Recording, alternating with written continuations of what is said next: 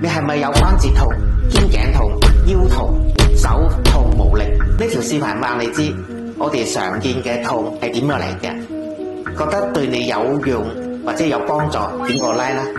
轉俾你身邊有痛症纏身嘅人，好多時痛症都係由勞損引起嘅。寫字樓辦公嘅人咧，長期耷低個頭，一個姿勢，冇個適當放鬆自己。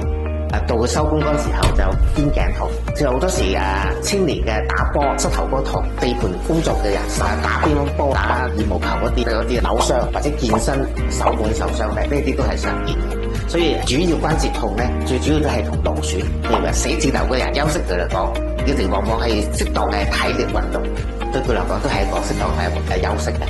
但係譬如如果長期地盤工作嘅或者廚房工作嘅休息嚟講咧，就可能就唔好再做力嘅運動啦，因為佢關節咧都係要等佢休息下。當佢有少少痛嘅時候咧，我哋就要重視佢啦，因為咧好多時越拖咧就會越嚴重。適當嘅治療係好重要㗎，我哋都係通過手法鬆解佢個痛點。我哋有衝擊波，我哋都可以用艾灸，加上我哋中醫嘅手法鬆解佢嘅筋。